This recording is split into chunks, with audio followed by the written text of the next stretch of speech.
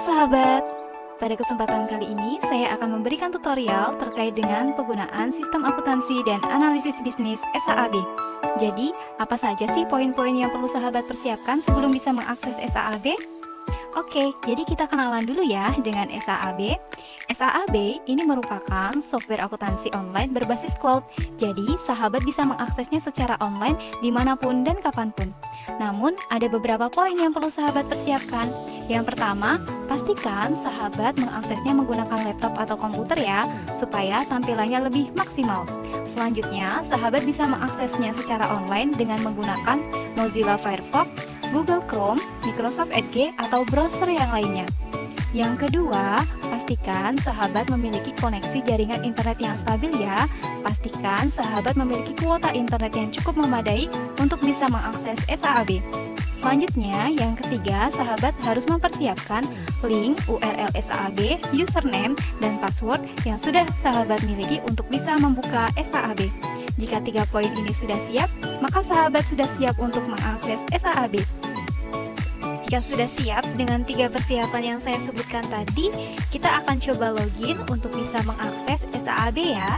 Yang pertama, siapkan dulu link URL-nya. Buka Google Chrome atau browser yang lain pada laptop atau komputer sahabat, lalu selanjutnya kita klik pada kolom pencarian URL yang sudah diberikan. Contohnya, di sini saya akan login menggunakan URL demo. Kalau sudah, kita klik atau kita enter. Di sini ada 3 informasi yang sahabat harus lengkapi. Yang pertama, itu database.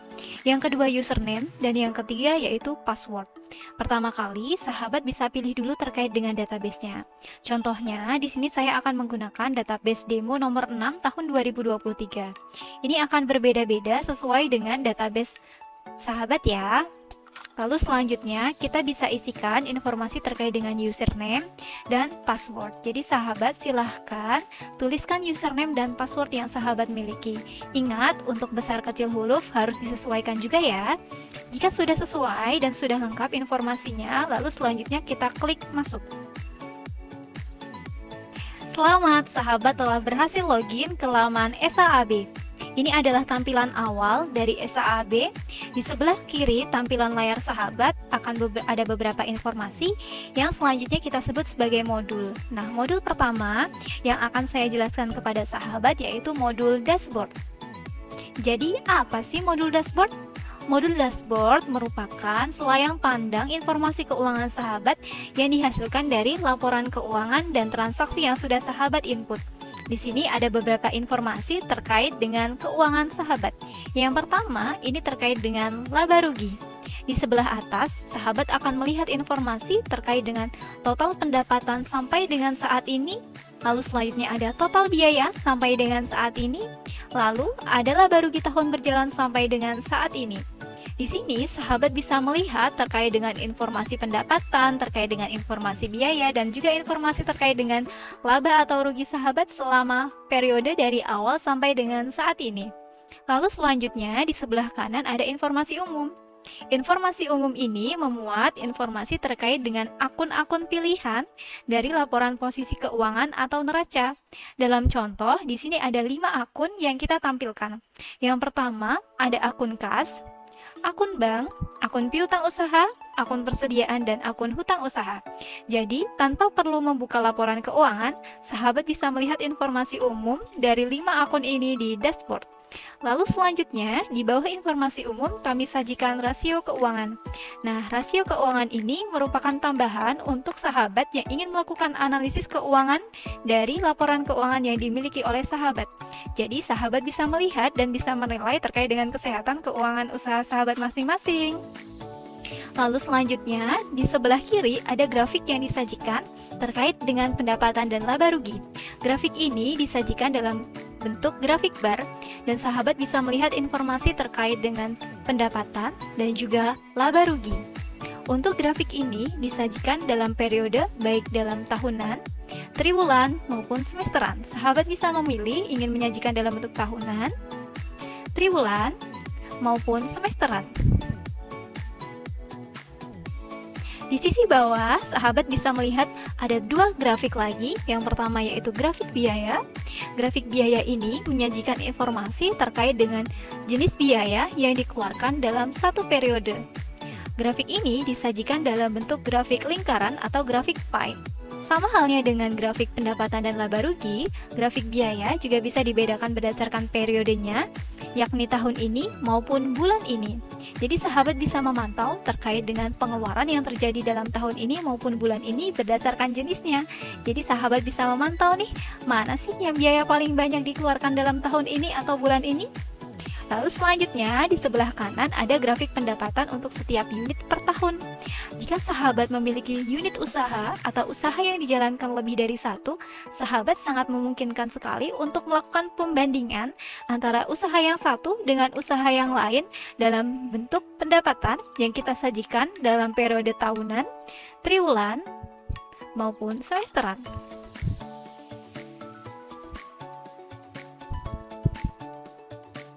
Untuk modul kedua yang akan saya jelaskan yaitu terkait dengan modul setup. Apa sih modul setup ini? Modul setup merupakan modul yang digunakan untuk mengkustomisasi atau menyesuaikan settingan sistem sesuai dengan kebutuhan dari usaha sahabat. Yang pertama, ada 4 fitur yang akan kita jelaskan. Ada unit usaha, kode akun atau chart of account atau kita singkat dengan COA, ada kontak yang kita bedakan menjadi 2 jenis, yaitu kontak pelanggan dan kontak pemasok, dan yang terakhir ada pajak. Oke, saya akan jelaskan terlebih dahulu terkait dengan unit usaha ya.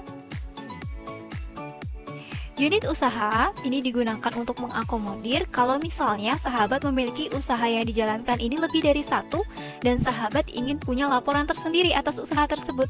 Maka di sini kita bisa sekali untuk menambahkannya. Dalam contoh, ini ada 3 unit usaha yang kita miliki, holding atau induk, toko grosir, dan wisata. Misalnya, sahabat ingin melakukan penambahan terkait dengan usaha yang dijalankan, maka sahabat bisa melakukannya dengan klik fitur tambah baru. Sahabat bisa melakukan penambahan unit usaha sesuai dengan kebutuhan. Dalam contoh, misalnya sahabat ingin menambahkan unit usaha baru, maka silakan untuk melengkapi informasi terkait dengan kode unit dan nama unit. Dalam contoh, saya ingin menambahkan 1 unit usaha baru misalnya dengan nama jasa laundry. Jika sudah sesuai informasinya, silakan klik simpan. Selamat, sahabat telah berhasil menambahkan unit usaha baru berupa jasa laundry. Jika ternyata sahabat terdapat kesalahan dalam menambahkan unit usaha berupa penamaan atau kode, maka sahabat bisa menggunakan aksi pensil berwarna kuning berupa fitur untuk edit dan aksi berupa tong sampah warna merah ini untuk hapus. Di sini saya akan mencoba contoh untuk mengedit ya. Kita klik warna kuning. Kita ganti misal namanya jadi jasa laundry express. Kalau sudah sesuai, kita klik simpan. Untuk unit usaha yang sahabat tambahkan sudah berhasil teredit ya. Kalau misalnya ternyata sahabat ingin melakukan penghapusan dari unit usaha tersebut, maka sahabat bisa menggunakan fitur delete yang berwarna merah. Oke, unit usaha tersebut sudah berhasil terhapus. Nah, yang akan saya jelaskan selanjutnya terkait dengan kode akun. Kode akun atau chart of account atau yang biasa kita singkat sebagai COA, ini merupakan daftar informasi terkait dengan pos-pos atau akun yang akan sering kita gunakan selama transaksi. Contohnya ada kas, ada bank, dan lain-lain. Untuk kode akun ini kita bedakan menjadi 5 jenis. Yang pertama ada aset, yang kedua ada liabilitas atau hutang, yang ketiga ada ekuitas, yang keempat ada pendapatan, dan yang kelima ada beban atau biaya. Nah, contohnya di sini kita sudah memiliki kode akun. Nah, kode akun yang disajikan di sini merupakan kode akun default atau bawaan dari sistem SAAB. Jadi, sahabat masih bisa melakukan penambahan kode akun maupun pengubahan kode akun sesuai dengan kebutuhan. Nah, contohnya di sini kita memiliki 5 level dalam kode akun.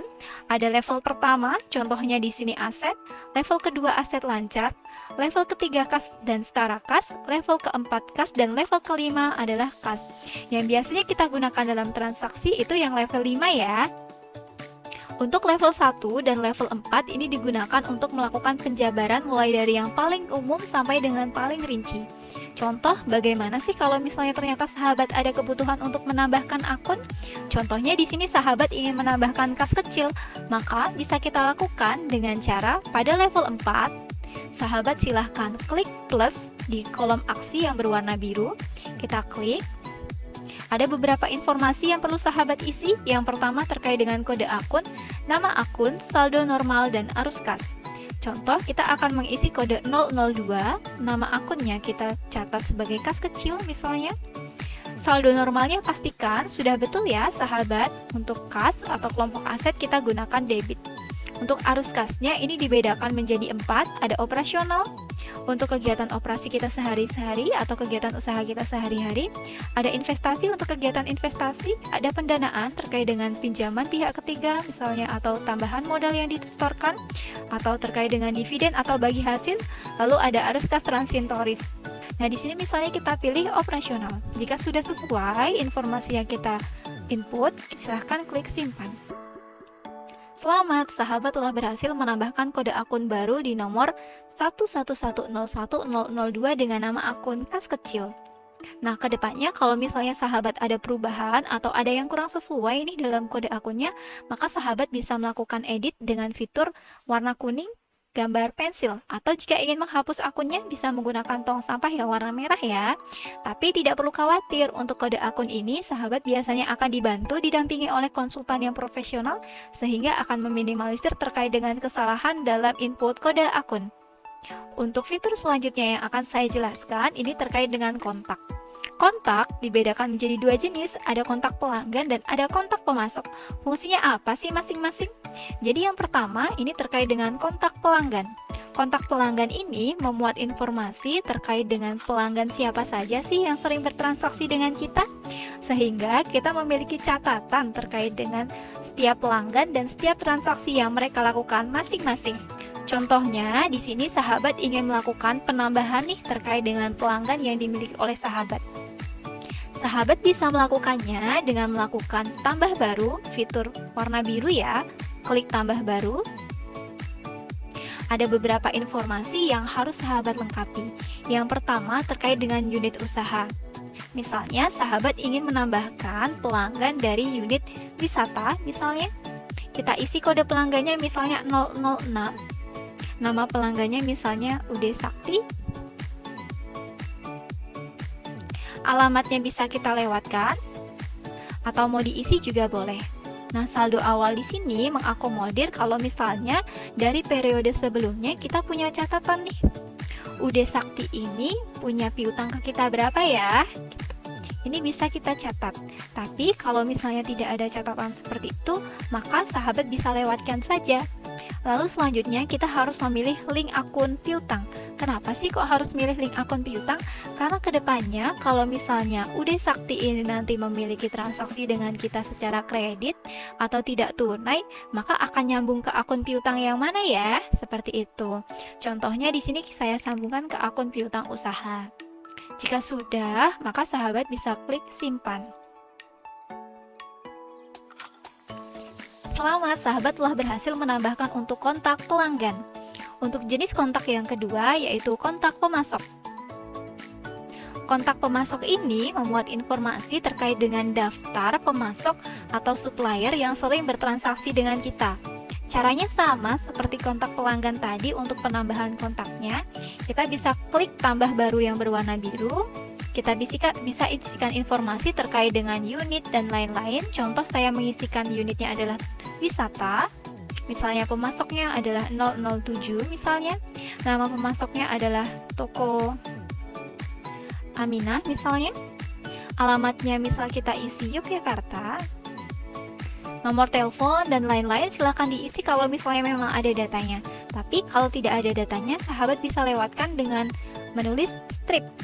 Untuk saldo awal, di sini sahabat bisa mengisikan apabila pada periode sebelumnya, di tahun sebelumnya, sahabat punya daftar terkait dengan hutang yang belum dibayarkan ke toko Aminah dan ingin dibawa ke tahun ini terkait dengan pencatatannya. Maka bisa ditaruh di sini. Tapi jika tidak ada, maka tidak menjadi masalah, silahkan dilewatkan saja. Jangan lupa untuk akun hutang dipilih ya sesuai dengan hutang dari toko Aminah. Kita pilih di sini hutang dagang. Jika sudah, kita klik simpan. Selamat, sahabat juga telah berhasil untuk menambahkan kontak pemasok. Di kolom aksi ada digunakan untuk aksi edit dan aksi hapus. Maka sahabat bisa menyesuaikan apabila ingin mengedit bisa menggunakan yang warna kuning, ingin menghapus bisa menggunakan yang warna merah. Untuk fitur selanjutnya yaitu ada fitur pajak.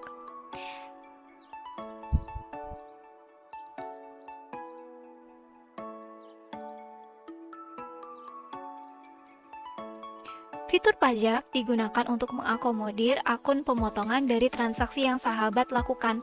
Contohnya, ketika sahabat melakukan pembelian barang, lalu terdapat pajak yang dipungut, maka sahabat bisa juga melakukan pencatatannya jika menghendaki. Tapi apabila sahabat tidak membutuhkan akun pemotongan ini, tidak menjadi masalah loh. Maka di sini ada dua jenis misalnya yang saya berikan contoh, yaitu untuk pajak pembelian dan pajak penjualan. Ada beberapa informasi yang nanti selanjutnya sahabat perlu isi terkait dengan nama pajak, keterangan, presentase pajak, dan link akun. Contoh di sini kita ketika ingin menambahkan baru, kita bisa klik tambah baru. Silahkan dilengkapi untuk nama pajaknya, keterangannya, pilih akun yang akan terkait dengan pajak ketika nanti terjadi pemotongan, dan berapa presentase pajak yang dikenakan. Jika sudah, sahabat bisa klik simpan, tapi jika sahabat tidak menghendakinya bisa kita klik kembali. Untuk akun pajak ini opsional ya, jika sahabat membutuhkan maka sahabat bisa menambahkannya, tapi jika sahabat ingin melewatkannya tidak menjadi masalah. Untuk modul selanjutnya yang akan saya jelaskan yaitu terkait dengan modul anggaran. Apa sih modul anggaran di sini? Modul anggaran ini terkait dengan perencanaan dan target yang ingin sahabat capai di tahun mendatang atau periode mendatang. Maka di sini sahabat bisa menuliskan target atau perencanaan yang ingin sahabat laksanakan di tahun mendatang. Target atau perencanaan di sini yang bisa sahabat isi itu berdasarkan satu, penerimaan dari pemasukan pendapatan atau penjualan, dan yang kedua, pengeluaran terkait dengan beban atau biaya yang dikeluarkan selama tahun mendatang.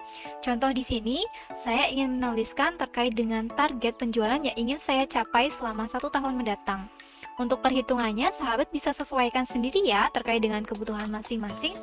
Contoh, di sini saya akan menginput terkait dengan target pendapatan saya di tahun mendatang. Di sini sahabat akan disediakan banyak pilihan kode akun yang ingin sahabat butuhkan atau inputkan. Apabila sahabat tidak mengisi dari masing kode akun, ini tidak menjadi masalah ya. Silakan disesuaikan dengan kebutuhan. Contoh di sini saya akan menulis untuk penjualan. Untuk volume di sini mengacu pada volume periode ya. Bisa tahunan, bulanan, triwulan atau semesteran. Contoh di sini saya akan mengisi periodenya misalnya bulanan. Saya isi volumenya bulan untuk 12, satuannya bulan, dan nominalnya misalnya yang saya targetkan 2.500.000. Nah, untuk kolom subtotal ini sudah otomatis terakumulasi berdasarkan perkalian antara volume dan nominal. Lalu jika sudah sesuai untuk anggaran yang diinputkan untuk kolom pendapatan, sahabat bisa pindah nih ke paling bawah ada biaya. Sahabat silahkan untuk melakukan penganggaran sesuai dengan kebutuhan sahabat. Misalnya untuk biaya gaji pokok, sahabat ingin langsung lakukan selama 1 tahun misalnya. Misalnya dalam 1 tahun 10 juta. Nah, sahabat sudah berhasil menginput untuk biaya. Nah, nanti silahkan untuk disesuaikan lagi ya. Untuk kode akun ke bawah silahkan diinput sesuai dengan kebutuhan.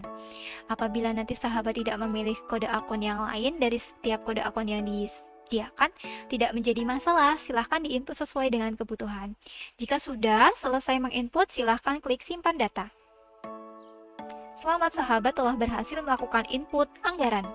Untuk anggaran ini, nanti outputnya berupa laporan anggaran dan laporan realisasi anggaran yang selanjutnya nanti sahabat bisa cek di modul laporan ya, yang akan saya jelaskan nanti di paling akhir. Untuk selanjutnya, kita akan pindah dulu ke modul akuntansi sebelum saya masuk ke modul produk, uang masuk, dan yang lainnya. Modul akuntansi ada 4 fitur yang kita akomodir. Pertama ada saldo awal, kedua ada mutasi bank, ketiga ada jurnal umum, dan keempat ada posting. Yang pertama yaitu terkait dengan saldo awal. Saldo awal ini apa sih? Jadi, kalau periode sebelumnya ketika sahabat sudah menjalankan usaha, di akhir periode biasanya sahabat punya saldo dari masing-masing akun ya. Misalnya sahabat dari usaha yang dijalankan selama tahun kemarin ada sisa untuk kasnya senilai 5 juta. Ada sisa juga untuk di rekening bank senilai 30 juta misalnya. Maka sahabat bisa tambahkan di sini sesuai dengan saldo masing-masing. Contohnya di sini saya menambahkan ada kas 5 juta, ada bank 30 juta, ada piutang dagang 2.500.000. Silahkan diinput sesuai dengan kebutuhan sahabat ya. Jika sudah, maka sahabat bisa scroll ke paling bawah, lalu kita bisa klik simpan data. Sahabat telah berhasil melakukan penambahan saldo awal. Untuk selanjutnya ada mutasi bank. Apa sih fungsi mutasi bank? Mutasi bank ini mengakomodir untuk perpindahan dana, untuk mencatat terkait dengan perpindahan dana dari rekening yang satu ke rekening yang lain. Contoh bisa dari kas ke bank atau dari bank ke kas. Contoh di sini akan saya tunjukkan ya. Kita bisa klik tambah baru. Pilih unit usahanya yang ingin ditransfer, misalnya toko grosir. Untuk nomor buktinya sudah terotomatisasi by system ya. Lalu selanjutnya, sahabat bisa memilih tanggal transaksinya. Misalnya sahabat ingin pilih tanggal transaksinya tanggal 11 Oktober. Untuk akun ke, ini mengakomodir mana sih rekening tujuan yang ingin sahabat transfer. Misalnya sahabat ingin transfer ke akun Bank BRI. Pilih sumbernya, misalnya kita sumber dari bank. Pilih nominalnya, misalnya di sini nominalnya yaitu 2 juta. Kita isi dulu uraiannya.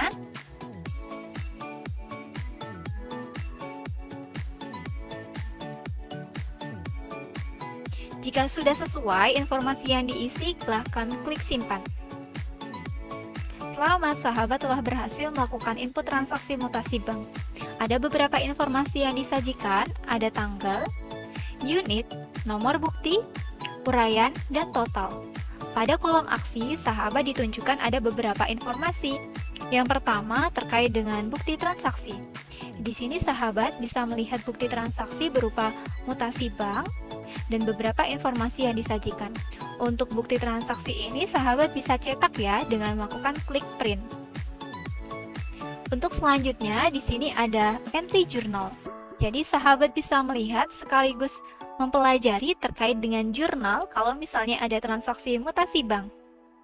Yaitu dalam contoh misalnya yang kita debit di sini ada Bank BRI dan yang kita kredit ada akun bank. Lalu ada juga untuk fitur edit dan ada juga untuk fitur delete transaksi. Untuk yang selanjutnya ada jurnal umum. Jurnal umum di sini untuk mengakomodir pencatatan transaksi ya. Pada umumnya, jurnal umum ini sering digunakan sebagai pencatatan transaksi paling sederhana kalau secara akuntansi atau pencatatan paling dasar. Namun, biasanya kendalanya dalam jurnal umum kita perlu paham dulu terkait dengan pasangan dari masing-masing jurnal. Karena jurnal umum di sini berfungsinya secara double entry atau sistemnya secara berpasangan. Maka, sahabat ketika ingin melakukan input transaksi menggunakan jurnal umum, sahabat bisa klik plus tambah baru. Ada beberapa informasi yang perlu sahabat isi. Kita bisa pilih dulu terkait dengan unit usahanya. Kita pilih misalnya unit toko grosir. Kita bisa pilih dulu terkait dengan tanggal transaksinya, misalnya tanggal 2 November. Sahabat bisa memilih kontak atau sahabat bisa melewatkan tanpa kontak. Dalam contoh misalnya sahabat ingin memilih transaksi dengan toko Semangat. Untuk nomor buktinya sudah terotomatisasi ya. Kolom nomor di sini mengakomodir apabila sahabat memiliki nomor bukti lain yang ingin disertakan. Untuk uraiannya bisa sahabat sesuaikan, misalnya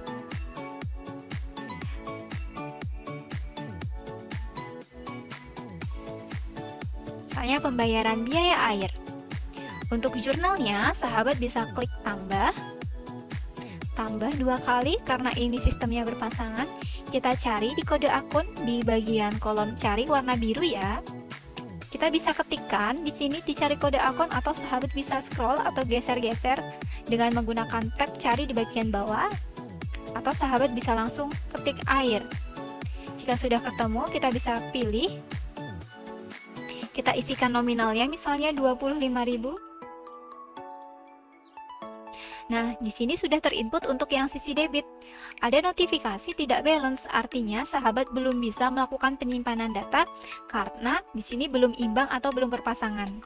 Selanjutnya kita cari dulu pasangannya. Contohnya kita akan membayar dengan menggunakan kas. Kita pilih, kita isikan nominalnya.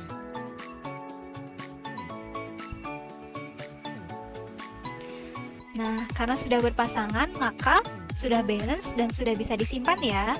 Di sini sahabat ada dua opsi untuk simpan data. Yang pertama simpan saja dan yang kedua ada simpan data dan template. Apa sih template di sini? Template di sini merupakan kerangka kalau nanti sahabat kedepannya akan melakukan transaksi yang berulang, maka sahabat tidak perlu melakukan input lagi jurnal yang ini karena sudah ada template-nya atau sudah ada panduannya. Contohnya di sini saya akan gunakan template jurnal. Kita bisa klik yang warna hijau, simpan data dan template ya. Contohnya template ini akan saya namai biaya air. Jika sudah, kita klik simpan. Untuk datanya sudah berhasil sahabat input dan sudah tersimpan secara sistem ya. Di sini ada informasi terkait dengan tanggal, unit, nomor bukti dan uraian. Untuk aksinya di sini sahabat bisa lihat terkait dengan bukti transaksinya dan bisa sahabat hapus.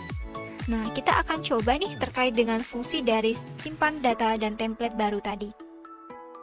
Contohnya di sini kita pilih toko grosir. Kita pilih tanggal transaksinya misalnya tanggal 4. Kita pilih misalnya toko cahaya. Uraiannya misalnya kita isi pembayaran air lagi misalnya.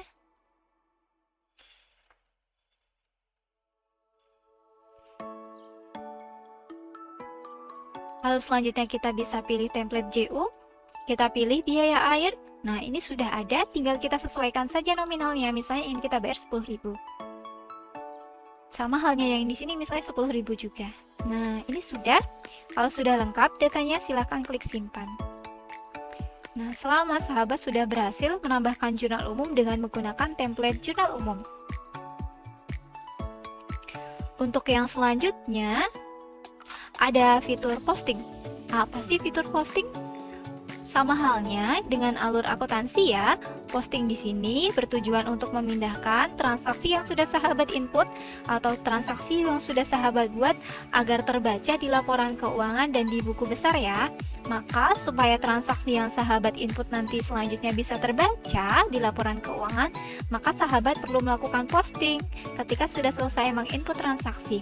Posting ini bisa dilakukan baik di akhir hari atau di akhir minggu atau di akhir bulan. Namun ada baiknya posting ini bisa dilakukan setiap 1 hari sekali ketika selesai menginput transaksi ya. Kita bisa klik simpan atau klik posting. Tunggu notifikasinya hingga 100% dan menunjukkan informasi berhasil diposting. Selamat, sahabat sudah berhasil melakukan posting transaksi. Yang akan saya jelaskan selanjutnya terkait dengan modul produk. Modul produk di sini mengakomodir terkait dengan transaksi dari produk atau layanan yang kita sediakan. Jadi contohnya, misalnya nih, sahabat punya daftar produk atau daftar layanan yang selanjutnya sahabat miliki, maka sahabat bisa mencatatnya di sini. Produk ini dibedakan menjadi 2 ya, ada persediaan atau dalam bentuk barang, atau dalam bentuk jasa atau dalam bentuk layanan. Contohnya di sini saya ingin menambahkan terkait dengan produk berupa barang. Maka ada 2 langkah yang perlu sahabat laksanakan. Yang pertama yaitu silahkan tambah kategori, lalu yang kedua silahkan tambah untuk jenis produknya. Apa sih kategori ini? Kategori ini mengakomodir kalau misalnya sahabat ini punya beberapa produk yang bisa dikelompokkan per kategori, lalu selanjutnya nanti sahabat bisa tentukan kategorinya. Dalam contoh, misalnya di sini saya ingin menambahkan kategori. Kita pilih dulu unitnya, misalnya unit toko grosir. Kita pilih kategorinya, entah itu barang atau persediaan, entah itu jasa atau layanan. Contohnya saya pilih persediaan. Kode kategorinya misalnya saya input 003, nama kategorinya misalnya ATK atau alat tulis kantor. Lalu kita bisa berpindah pada tab selanjutnya untuk akun ya. Untuk akun di sini, sahabat diminta untuk mengisikan sekitar 8 sampai 7 akun. Ini bisa disesuaikan untuk kebutuhannya ya. Untuk akunnya, misalnya kita gunakan untuk akun penjualan, kita gunakan penjualan, diskon penjualan kita gunakan potongan penjualan, retur penjualan kita gunakan retur penjualan, HPP bisa kita gunakan harga pokok penjualan, persediaan bisa kita gunakan persediaan, diskon pembelian kita gunakan potongan pembelian, dan retur pembelian kita gunakan retur. Jika sudah terisi semua secara lengkap, maka sahabat bisa klik simpan ya. Fungsi dari akun ini nanti selanjutnya, kalau sahabat ada transaksi, maka akun-akun ini nanti yang akan terpengaruh ya. Kita klik simpan. Selama sahabat sudah berhasil nih menambahkan untuk kategori baru berupa ATK. Kita bisa klik di luar atau kita bisa klik batal. Lalu selanjutnya langkah yang kedua, kita akan menambahkan produk ya. Contoh di sini saya akan menambahkan produk. Kita pilih kategorinya misalnya ATK, kita isi kode produknya misalnya adalah A00 ATK, misalnya ATK 001. Nama produknya misalnya buku tulis. Satuannya misalnya pieces, harga jualnya di sini sahabat bisa isi sesuai dengan kebutuhan. Jangan khawatir, untuk harga jual ini nanti masih bisa kita edit ya, karena ada fitur untuk melakukan edit. Contohnya 2000. Kita klik simpan. Nah, selamat, sahabat sudah berhasil nih menambahkan untuk produk baru dengan nama buku tulis kategorinya ATK. Untuk stoknya masih 0 ya, karena kita belum punya stoknya dan harga belinya juga masih 0. Untuk selanjutnya, di sini sahabat ada beberapa informasi di dashboard produk nih. Yang pertama terkait dengan total produk yang dimiliki, ada juga total stok. Nah, untuk produk tersedia ini mengakomodir informasi terkait dengan berapa sih jumlah produk kita yang tersedia. Produk tersedia ini biasanya stoknya lebih dari 5 ya. Kalau stoknya lebih dari 5 maka akan kita kategorikan sebagai produk tersedia. Kalau stoknya di bawah 5 maka kita akan kategorikan sebagai produk hampir habis. Kalau stoknya 0 maka akan kita kategorikan sebagai produk habis. Lalu di sini ada informasi terkait dengan jumlah total stok yang kita miliki, total nilai produk yang kita miliki, dan total HPP yang kita miliki. Untuk tab selanjutnya, di sini ada tab jasa. Jadi, kalau sahabat ini juga punya produk atau layanan dalam bentuk jasa, sahabat tidak perlu khawatir, sahabat bisa menambahkannya di sini ya. Contohnya, di sini sahabat bisa klik tambah kategori lagi. Kita pilih untuk ke general, kita pilih unit usahanya, contohnya wisata. Pilih kategorinya, misalnya jasa. Kita isi kode kategorinya, misalnya di sini 004. Kita isi nama kategorinya, di sini misalnya nama kategorinya berupa pendapatan wahana.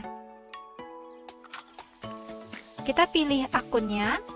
Akun yang diisi hanya perlu 2 ya sahabat, bisa menggunakan akun pendapatan jasa dan akun potongannya misalnya ingin langsung memotong kepada pendapatan jasa, tidak menjadi masalah. Silakan disesuaikan dengan kebutuhan sahabat. Jika sudah, kita klik simpan. Oke, kita tambahkan produknya, kita pilih kategori pendapatan wahana, kita isi misalnya pendapatan wahana 001, nama produknya misalnya wahana bebek air. Sahabat bisa menentukan harga jualnya di sini sekalian, atau jika ingin dilewatkan 0 tidak menjadi masalah. Silakan diisi misalnya 15.000. Jika sudah, silakan klik simpan. Nah, selamat nih sahabat punya 2 jenis produk yang dimiliki, yang pertama jasa dan yang kedua persediaan. Yang membedakan keduanya itu hanya berdasarkan stok ya sahabat.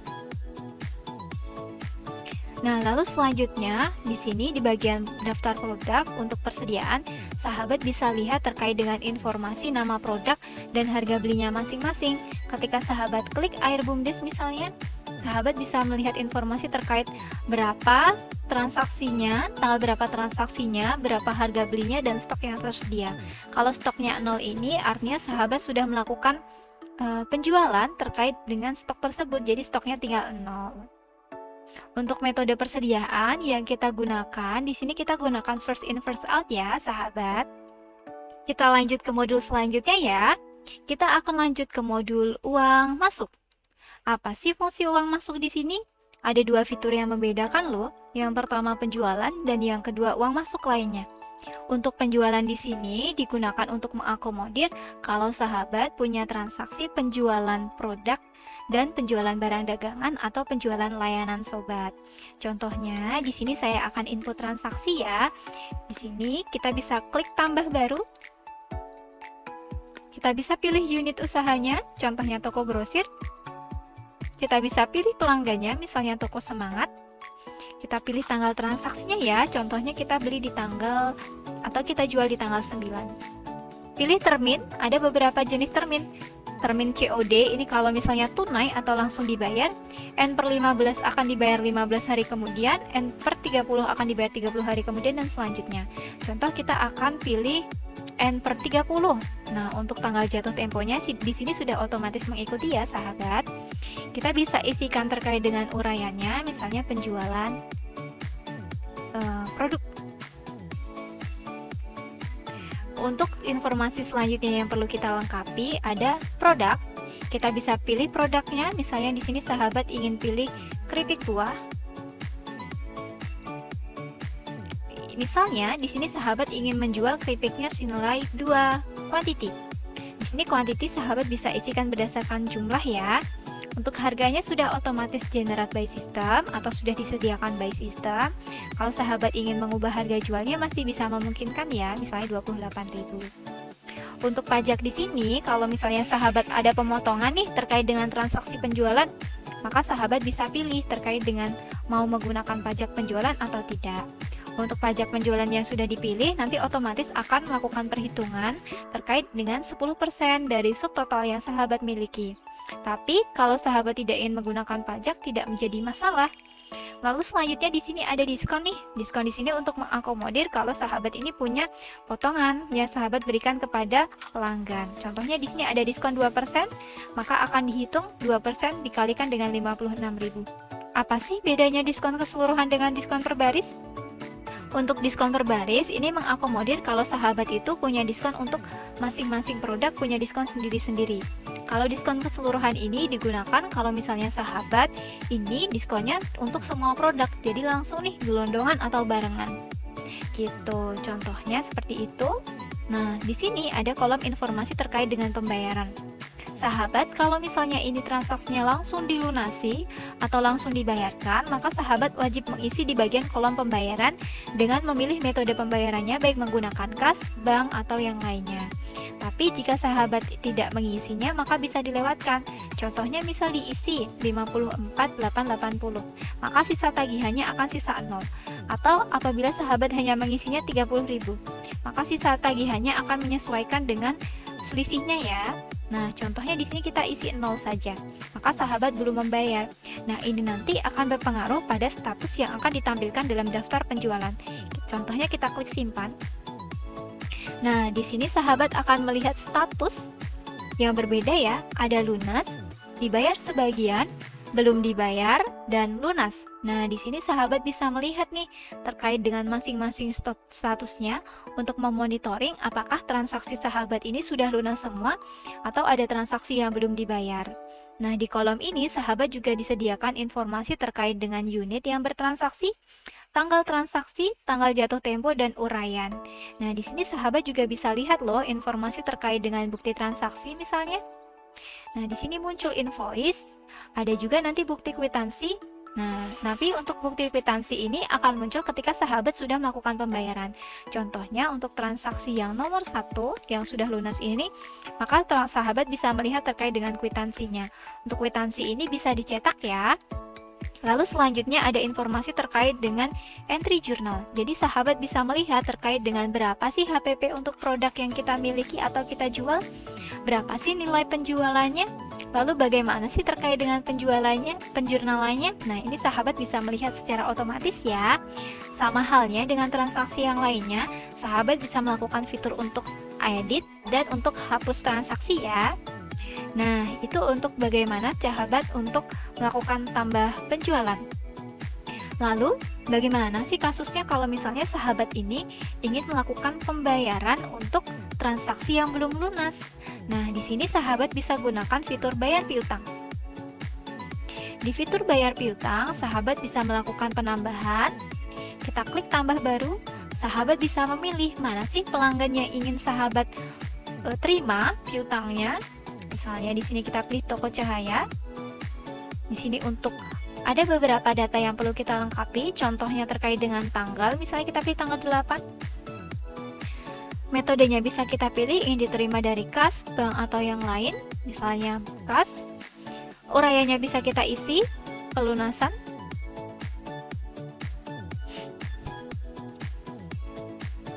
Untuk sisa tagihannya bisa kita isikan ya, berdasarkan kebutuhan misalnya 45.000. Kalau sudah, kita bisa klik simpan. Nah, sudah terotomatisasi ya, sahabat sudah menjadi lunas.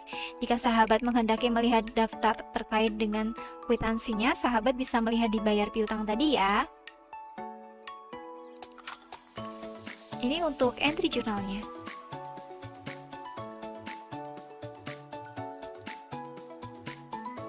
Ada lagi satu fitur yang bisa kita gunakan, yaitu terkait dengan retur. Jadi, kalau sahabat ada transaksi pengembalian dari pelanggan karena produk kita kurang sesuai atau produk kita cacat, maka sahabat bisa menggunakan fitur retur. Kita bisa klik tambah baru, kita bisa pilih invoice mana yang ingin kita retur, contohnya yang tanggal 17 misalnya. Kita pilih tanggal transaksinya, misalnya kita pilih tanggal 17 juga. Kita bisa pilih quantity ya, bisa diretur, misalnya bisa diretur hanya satu, misalnya yang kita ingin retur. Sudah, kita klik simpan. Nah, data sudah berhasil disimpan. Di sini sahabat bisa melihat bukti transaksi terkait dengan retur penjualan. Untuk modul penjualan di sini, selain untuk mengakomodir produk berupa barang dagangan, ini bisa juga untuk input transaksi berupa jasa atau layanan ya. Contohnya kita akan menambahkan penjualan atau pemasukan dari jasa atau layanan. Kita bisa klik tambah baru, bisa kita pilih unit usahanya, contoh wisata. Kita pilih pelanggannya, misalnya UD Sakti. Kita pilih tanggal transaksi, contohnya tanggal 17. Dan kita pilih terminnya COD atau tunai dibayarkan saat ini. Kita isi uraiannya.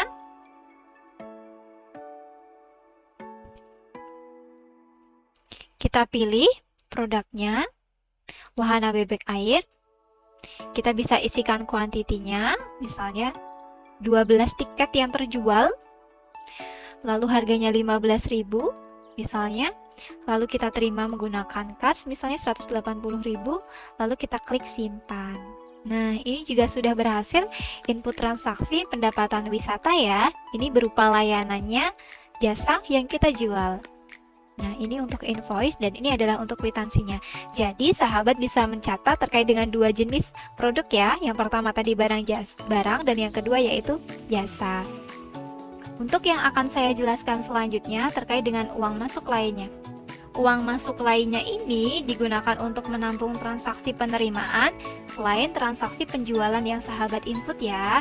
Contohnya di sini sahabat akan mendapatkan misalnya pendapatan bunga dari bank misalnya. Maka sahabat bisa pilih di sini informasi unit, pelanggan, pilih terkait dengan rekening yang akan menerima, pilih tanggal transaksinya, kita isikan uraiannya. Kita pilih nama akunnya, contohnya di sini saya cari pendapatan bunga. Kita isikan nominalnya, misalnya di sini yaitu 50.000. Jika sudah sesuai, kita klik simpan.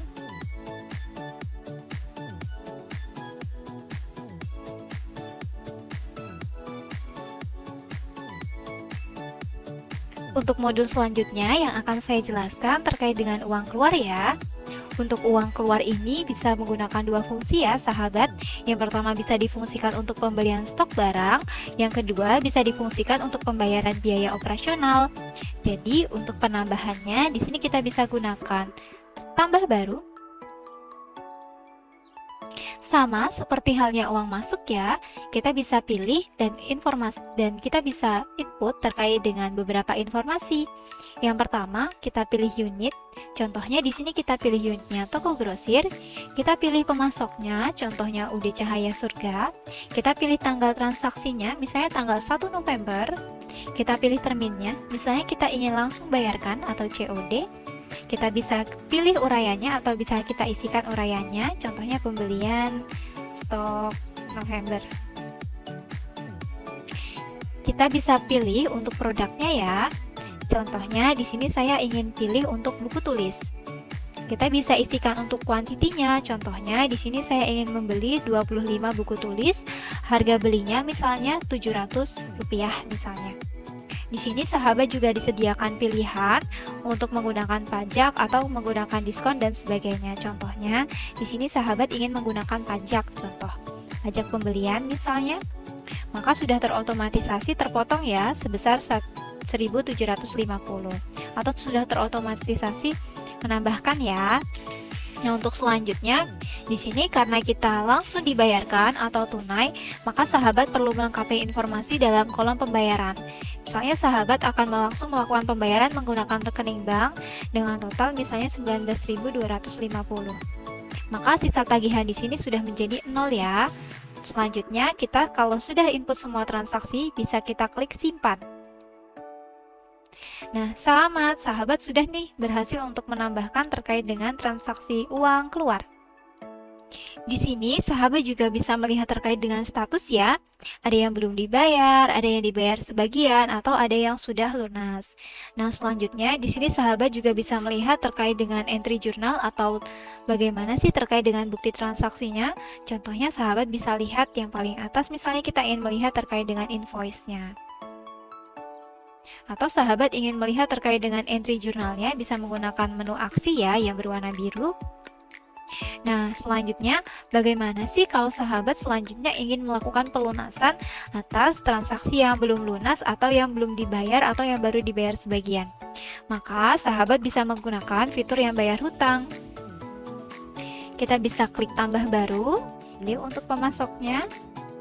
Nah, di sini sahabat perlu melengkapi informasi terkait dengan tanggal pembayarannya, contohnya tanggal 7. Bisa pilih metode pembayarannya, misalnya kita gunakan bank, lalu selanjutnya kita isikan uraiannya. Di sini, atas nama pemasok umum, ada 2 tagihan, yaitu tagihan nomor 1 dan tagihan nomor 2. Sahabat bisa memilih nih, mana sih yang akan sahabat lunasi. Misalnya sahabat hanya ingin melunasi 1, misalnya yang 40.000. Nah, atau sahabat jika ingin melunasi keduanya juga bisa. Nah, tapi kalau misalnya sahabat hanya ingin melunasi salah satu, tidak menjadi masalah, lalu selanjutnya kita klik simpan. Nah, di sini sudah muncul bukti transaksinya terkait dengan kwitansi pelunasannya ya, juga terkait dengan entry jurnal. Lalu selanjutnya, di sini sahabat kalau misalnya ada transaksi yang ingin dikembalikan atau diretur, ada barang yang kurang sesuai atau barang yang cacat, maka sahabat bisa retur atau kembalikan dengan menggunakan fitur tambah retur. Kita klik tambah baru, kita pilih pembelian mana yang ingin kita retur, contohnya yang tanggal 17. Lalu selanjutnya kita isikan tanggalnya, misalnya tanggal 17 juga. Lalu selanjutnya sahabat bisa returkan sesuai dengan kuantiti yang bisa diretur. Ini adalah batas maksimal untuk meretur ya. Contohnya di sini sahabat hanya ingin meretur 5. Sudah, kita klik simpan. Maka sahabat sudah berhasil melakukan retur pembelian dan ini adalah bukti transaksi untuk retur pembelian yang bisa sahabat cetak atau sahabat print juga ya. Nah, untuk selanjutnya, fitur yang kedua tadi yang saya sebutkan bagaimana sih kalau misalnya kita akan gunakan untuk membayar biaya operasional dari modul uang keluar ini. Maka sahabat bisa menggunakan tambah baru. Kita pilih unitnya dulu, misal toko grosir. Kita bisa pilih pemasok umum misalnya. Kita pilih tanggal transaksinya misalnya tanggal 17 dan COD. Keterangannya misalnya pembayaran telepon, biaya telepon. Nah, di sini ada 2 tab nih sahabat, ada beli dan ada bayar. Maka jika sahabat ingin membayar biaya operasional, kita bisa pilih yang bayar. Kita pilih kode akunnya, kita cari saja telepon. Kita isikan nominalnya, misalnya 50.000.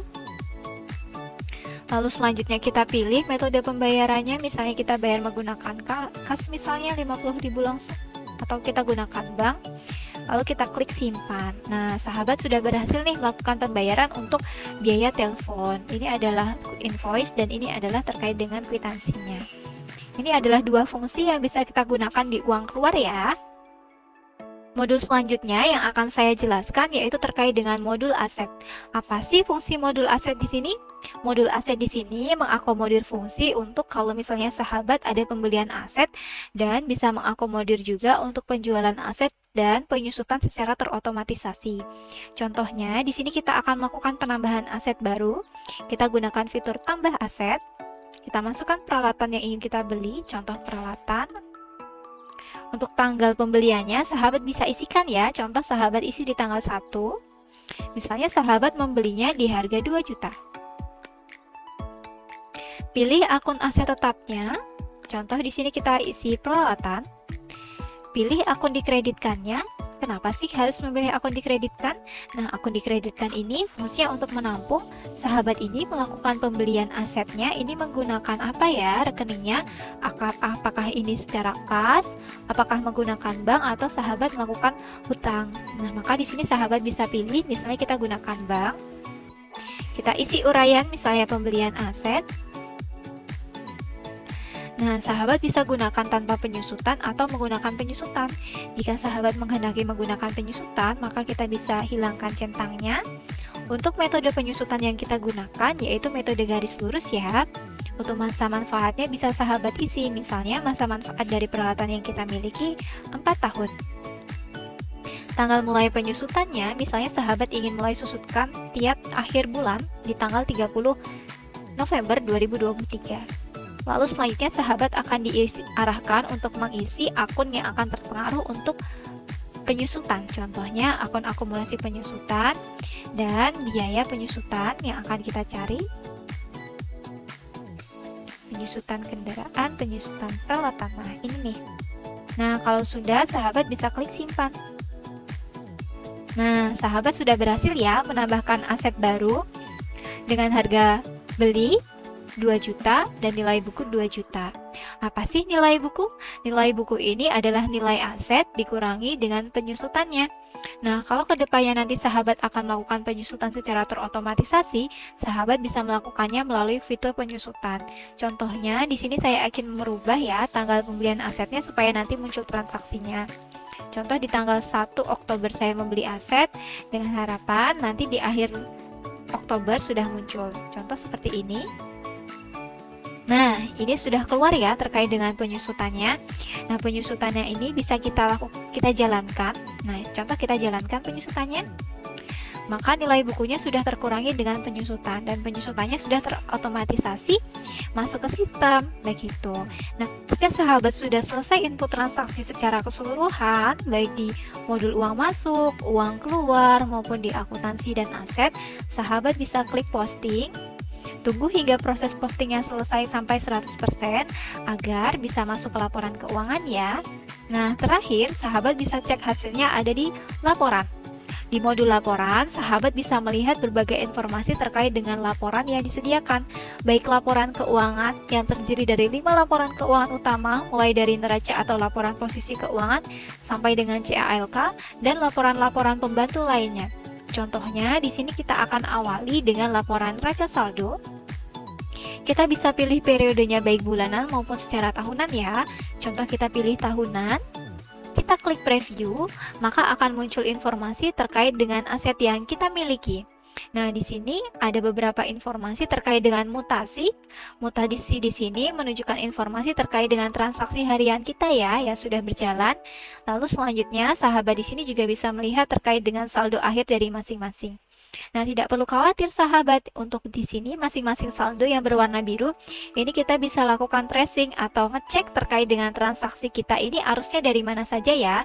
Contoh kita ingin melihat transaksi persediaan, kita bisa klik persediaan, maka akan langsung nge-link atau langsung nyambung ke buku besar. Ini adalah daftar buku besar. Ketika kita klik lagi, maka akan langsung muncul terkait dengan transaksi dari nomor invoice 002, sehingga ini bisa kita masuk ke 3 leveling.